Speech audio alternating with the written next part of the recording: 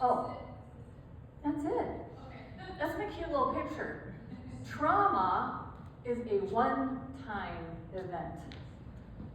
And it can cause,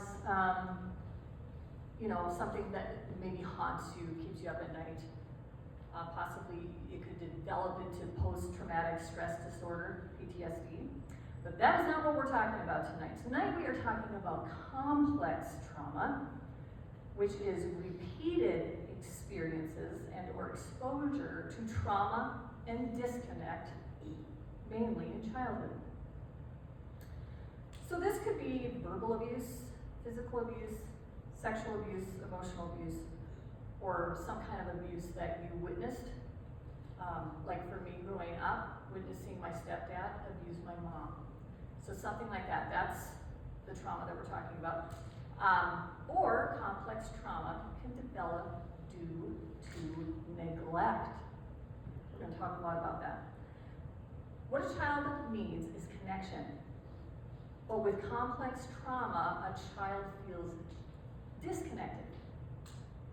This disconnect affects how a child views themselves. So when a child is getting abused or neglected, they don't conclude that neglect or that abuse, that somehow there's something wrong with their parents. They conclude that there's something wrong with them. That's huge. I must not be lovable, valuable. It's all my fault.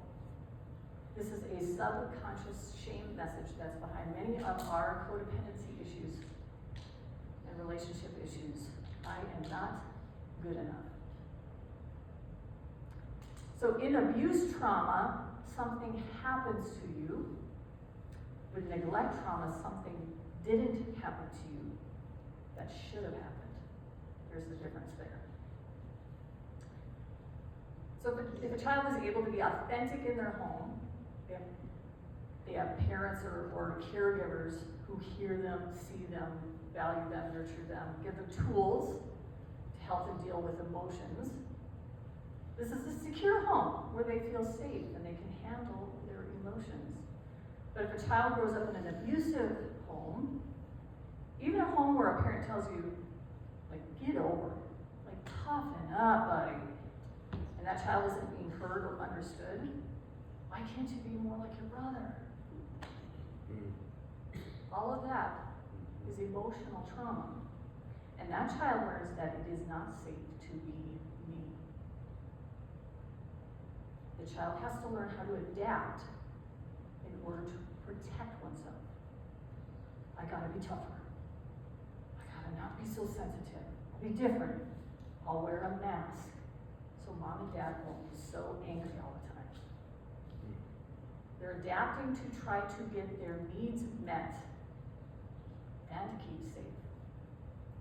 They're so busy trying to get acceptance and love that they're no longer authentic. So in a healthy home, when you're authentic, you connect in love. In complex trauma, if you're authentic, you get rejected. A child thinks that everything is their fault. The reason dad's too busy must be because he doesn't like to spend time with me. Mom's angry, it must be because I haven't been good enough.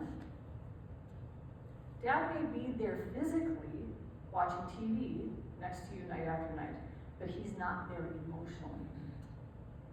Mom may cook good meals and make sure I'm fed, but she doesn't meet my emotional needs.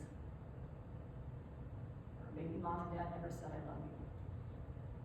And that sends the message, there is something wrong with me. So I have to change myself so I can be liked by my mom and dad. And this could even be parents who have a very strong work ethic. It's just work, work, work all the time. And if you're not working, you're lazy. And it creates workaholism in a child. The thing is a child wants to do good things. A child wants to help mom and dad out, right? Get good grades, find a talent that they excel in, have a good work ethic. But these good qualities in a child become maladaptive qualities if they're used in order to feel connected, loved, or accepted. So children make adjustments to get their needs met and stay safe. They believe that if people knew the real me, they would love or accept me. But this solution of making adjustments, it does not fix the problem. It's unresolved, and that's what complex trauma is. Because this person is still in a pattern of fight or flight in the limbic system. So let's talk about that. The limbic system is the part of the brain that governs emotions and behavior. It's in the middle of our brain. Okay? So during the first response to danger, the brain releases cortisol, which is adrenaline, which gives you energy to fight or flight, right? We've all experienced this before. It makes me think of those videos. Have you ever seen a video where, I don't know, it's Halloween night, and somebody's dressed up like as a scarecrow, and they're just sitting in a chair, and people think it's just a dummy. And then you know, somebody comes up. I remember there's one, you know, it's like an adult coming up the stairs with the kids, and the scarecrow comes up out of the chair, and the dad's first response is knocks the guy out. Okay? Here, the deal is, you're working inside your limbic brain. It's automatic. You fight, and you are not using your thinking brain. Because if he was using his thinking brain, he wouldn't have punched the guy out. Okay? That's what happens. You can no longer use your thinking brain. You're just using your limbic brain. Okay? So the first two reactions to trauma are fight and flight. We've heard about this before. Okay? So, if you are too little to fight or flight, flee, run when experiencing trauma, then that adrenaline is not doing you any good.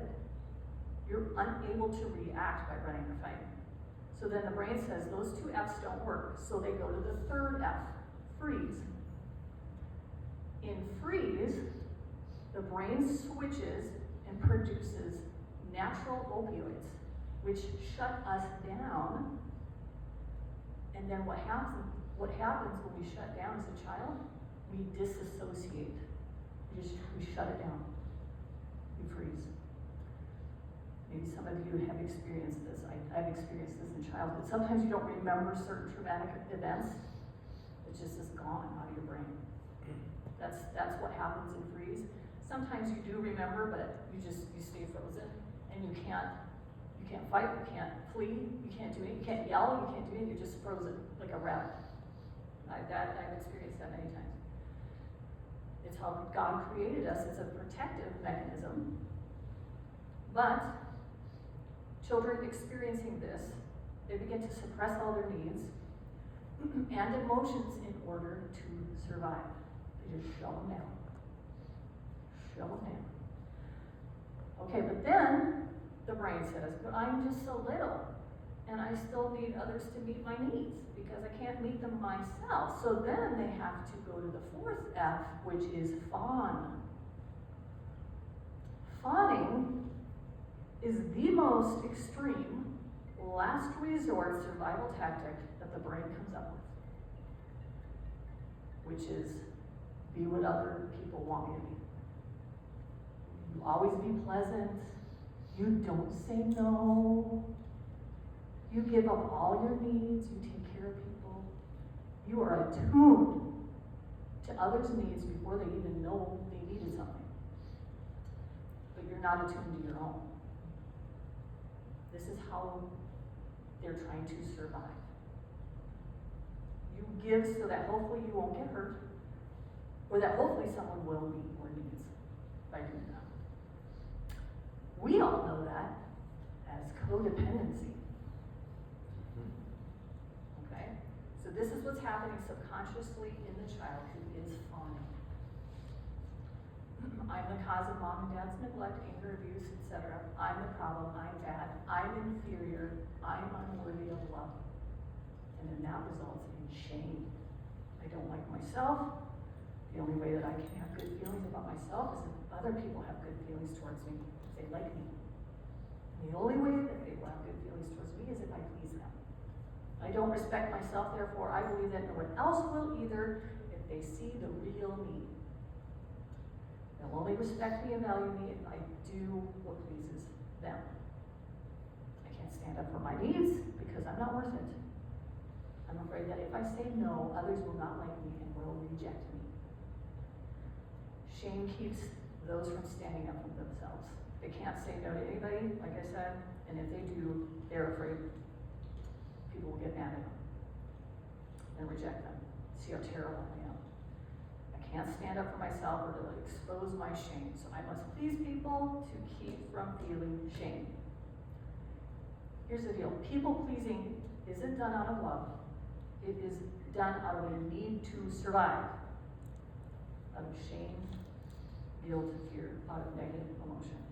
So emotions are feeding and fueling that need to please. Side note, there's a difference between guilt and shame. They're two different things. Guilt is what I do that violates love. So that's a good thing. It causes you to want to change your behavior. Guilt is not a bad thing, it's a good thing. But shame is who I am. I'm unworthy. I'm unlovable. Shame is very unhealthy. Two different things. Also, false guilt and guilt confusion. That it causes shame. Okay, it's caused by being gaslit as a child or as you're older too. But it's when someone says it is your fault that I am feeling this way. I am angry because of you, because of what you did.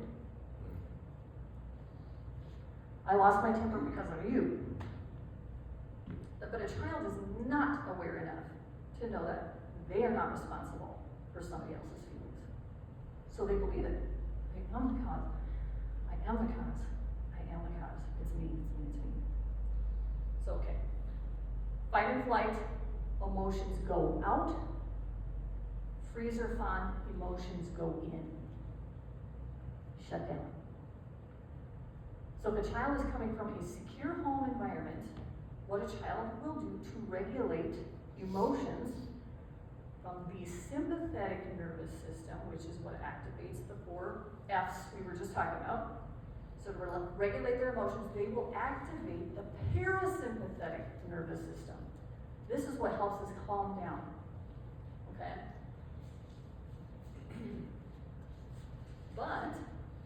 Okay, so for a child to activate that parasympathetic nervous system, they will go to their parents in a healthy home, who are supposed to help them co-regulate by giving them a hug. That's very co-regulating hugs. Helping them to calm down. That helps them engage that parasympathetic nervous system. So if they're in fight or flight, mom and dad give them a hug. It calms them down. Okay? But if mom and dad, somebody's at the door. But if mom and dad are absent or angry all the time, your regulator, which is mom and dad, they're not there. So they are triggering you and keeping you full of fear and anxiety instead of mirroring to you what it looks like to regulate emotions in a healthy way. They are supposed to be our mirror when we grow up. They mirror for us what healthy dealing with emotions in a healthy way looks like. That's what they're supposed to do. But if you are growing up in a traumatic environment, that is not being mirrored to you, so you don't know how to regulate your emotions. Okay? So, for those of us who have complex trauma, there's still a limbic brain. Fight, flight, freeze, fawn.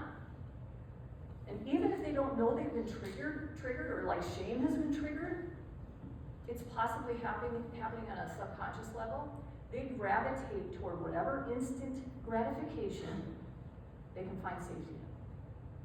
Okay? We're getting to the nitty-gritty here, guys. The battle in your brain is between your limbic brain, the 4 F's, and your cortex, your thinking brain. They believe 2 different things. So like your girlfriend says, I think you're the most wonderful man in the whole wide world. But the guy is still in limbic brain thinking, which is telling him, I am so unworthy of love.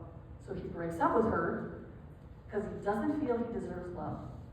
And he's also trying to protect his heart from feeling rejection. So that's what the wrestle is. And we could come up with a gazillion different examples of what that looks like. The truth is coming into their ears, and they're hearing it with their thinking brain, but they're hearing something else from their trauma brain. So that's why people with unresolved shame can be doing wonderful. They can be doing wonderful in life. And all of a sudden, their shame is triggered, and they relapse. They start getting angry at everybody, and they start doing some damage. And when that trigger hits, it's like a locomotive. Because it brings with it adrenaline. My husband's here tonight, and he knows this full well with me. Because when I get triggered, he gets a full blast of just angry Kathleen. And it is ugly. I'm just being honest. It's true. And it'll be crazy town. And he, at times, when he knows what's happening, will come and co-regulate me and just come up and give me a hug. And I calm down. I never learned to do that as a kid. It's not an excuse. We'll get there. But this happens to us. It's happening still. We're learning. Okay. But man, it is like a locomotive. It comes out of nowhere, and all of a sudden you're like, woo, what the heck just happened? This is unresolved trauma, okay? Okay. Issues that come out of complex trauma. We've got a big list. Depression and anxiety. Do I have a little bubbly list? There it is. So with anxiety, it makes so much sense. You are still in your sympathetic nervous system. It's just all activated. You're like freaking out, anxiety, thoughts are going wild and crazy. And you can't settle it down. You gotta find a way to regulate it. But with depression, here's what's so crazy. Depression, because you've been working out of your sympathetic fight, flight, freeze, fawn, that area of your brain for so long, your body is like, you need to rest, and it will shut you down for you. And that's called depression. Except it just goes in a really bad direction, and then you can't get out of bed. It's all due to this trauma that's going on. You go from anxiety to like just shut her down. And then of course you got all these other anger, eating issues, burnout, workaholism, relationship issues, addiction, relationship addiction, pornography, self-harm, suicidal ideation, substance abuse, you name it. Okay, switching gears a little bit. This is like a course we're shoving it all really quick into one thing, but we're getting there. So our brains hate pain. We hate pain. Our brains are wired to go to pleasure. That's where it wants to live. As soon as someone feels uncomfortable and restless or in any kind of pain, it will begin to look for options to get rid of the pain and go back to pleasure. Complex trauma causes people to have a distorted perspective on pain. Pain has a purpose. It tells you something's wrong. It's a good thing. It tells you that there's a problem that needs to get fixed. I have a toothache. I need to go to the dentist and get it fixed.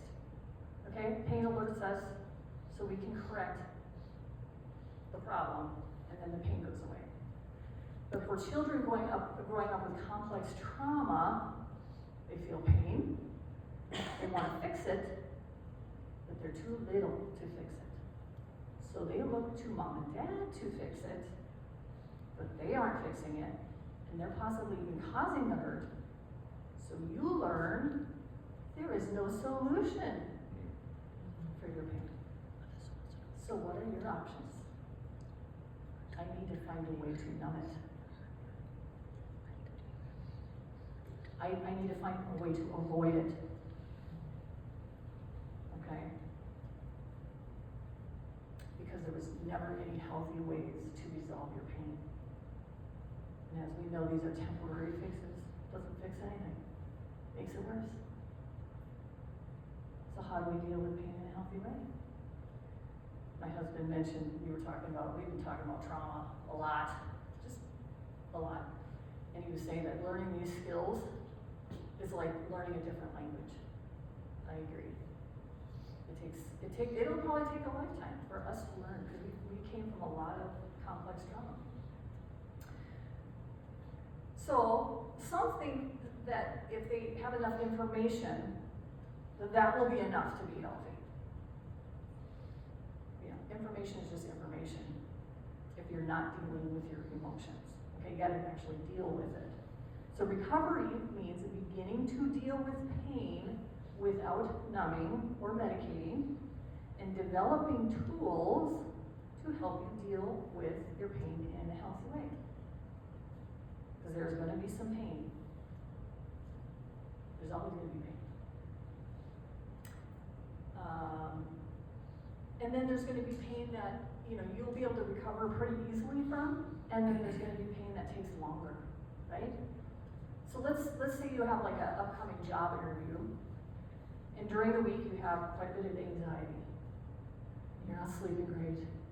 Your brain is busy going through every scenario, and you're just wanting that anxiety to go away, but the truth is, you can have all the tools that can help you deal with the anxiety, but you are going to have to deal with some pain from anxiety right up until that interview.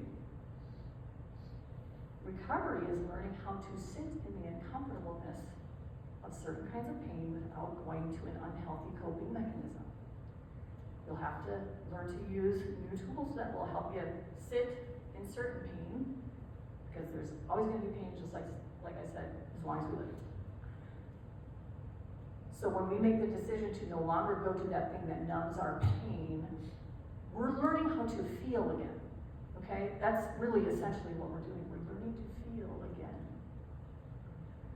And one of the first feelings one may begin to feel is guilt or shame, then possibly anger, fear. Who likes feeling that? Feeling these feelings without numbing them is difficult. Many relapse when they realize that getting sober from anything means I have to feel some not so fun things. And because many of you who come from complex trauma have never learned to feel any of your feelings, that's maybe going to be an issue. And I talked about this earlier when we were eating, but do you know that anyone who has experienced PTSD, any kind of post-traumatic stress disorder, from like battle, they will never recover unless they actually talk about what happened. So if they never visit that pain and sit in that pain, they will not recover. It's no different with complex trauma. So the 12 steps, which is what we're all about here, is about looking at our pain, especially in our 4th step, inventory. And sometimes the pain becomes bigger before it gets better. We talked about that tonight too. But it will not get better unless it gets felt. So this is really, really, really important. I know it's getting wordy, but I really want you to hear this piece. This is important. When looking at the effects of substances or unhealthy activities, do you know what emotions they create inside of a person? The emotions of connection. Connection. If someone can't connect with a person, they will connect with something. And it could either be an activity, workaholism, unhealthy relationships, pornography, whatever, or a chemical, or a package of Oreos, whatever. It's going to be something. They're trying to connect. All of these things will give a person the feeling of connection without the risk of healthy connection. That's why we do what we do, guys. If you want to recover, and I think you do, because why else are you here? You can no longer connect to an unhealthy activity or chemical, because we know it doesn't work. Okay, lastly, pain can distort our thinking and keep us focused on the negative. We may believe things that aren't true. people weren't really talking to me on Sunday, I guess. They just don't really like me. Or, I don't know. You could think of all sorts of things that we kind of make up in our heads. So that person wasn't looking at me, so they must be mad at me, whatever. That kind of thinking is emotional reasoning. It doesn't feel like I matter. It's an emotion. It feels like emotion. My brain is interpreting it in this way, so it must be true. That's emotional reasoning. So when you're triggered because someone says something that feels like rejection, your brain says it is rejection. It feels like I'm stupid, so your brain says you are stupid. But with awareness, you can begin to stop those thoughts and say, wait a second. That is my trauma brain talking. That isn't truth. Just because I feel like I'm being rejected doesn't mean I'm actually being rejected. And that's part of the healing process. So all of this is the pain that we have to go through, but it will create growth. It's like a workout. We've heard this before. It's so much pain. It's like that workout, all our muscles are hurting, but we got to do it if we want to grow, if we want to get those muscles, right? So healing from trauma and finding freedom from our addictions and struggles starts in our minds. And I have a huge handout for you guys. So Al, will you help me? And Noelle, will you help me hand these out? I didn't want to do it earlier because it's so much, I'm going to get distracted.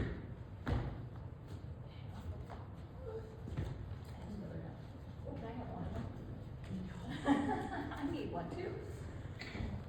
So the first page, or the first couple of pages, I'm giving you some tools for change.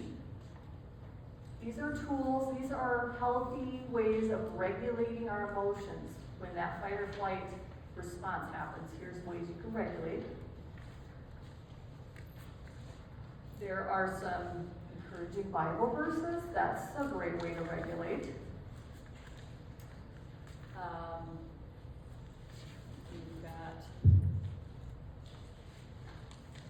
We got a test in there you can take that kind of lets you know if you are struggling with codependency and people pleasing. And then it talks about the origins of codependency. Lots of good info in here. And then codependency characteristics. Here's the thing, guys. We all have a little bit of codependency. Read through the list. You're going to be able to at least circle a couple of those and say, yeah, that's me. There's a ton. Here's a good one. Danger signs in beginning new relationships. This could be a romantic relationship or just any relationship, okay? This could be a platonic one as well. But the dangers in starting a new relationship. And then recovering from codependent relationships is in there too.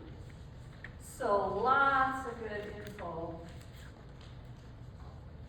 to help you guys. Here's what I want to say to wrap it up. I've got like just a tiny paragraph left here. Actually, it's a big paragraph, but it's just a paragraph. If you've been in this recovery group and simply getting knowledge but are not applying these things, like working through emotions or using healthy tools to deal with your pain, you will not get better. You're just getting more information in your head. But here's the thing, healing is so very possible, but it comes from doing the work. You gotta reach out to your sponsor, your accountability partner.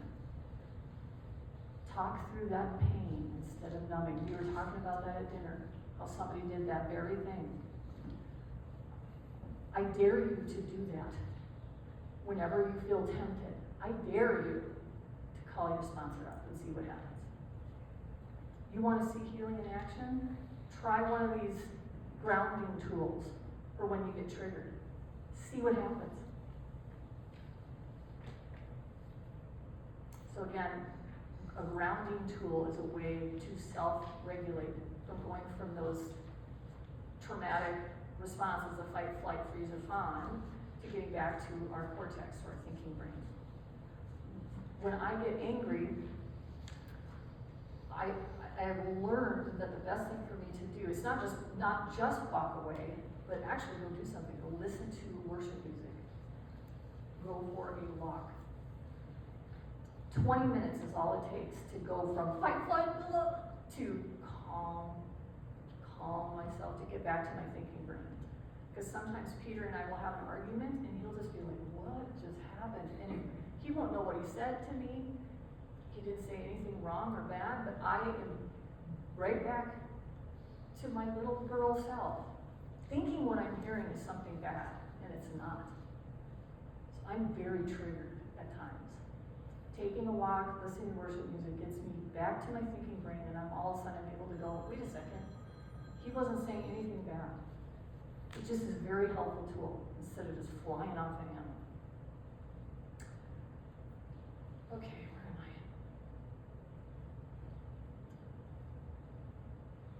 So, again, if you begin responding in a new way when you get triggered, deep healing will take place, and you will recover. We will recover. We will recover. That is all I have for you. The focus question for tonight is for you to talk about this. I want you to talk about, have you experienced complex trauma? And if you have, what areas, what happened in your home growing up that maybe got you to a place where you are not dealing with your emotions in a healthy way? So I want you to kind of talk about some of those things in your group tonight.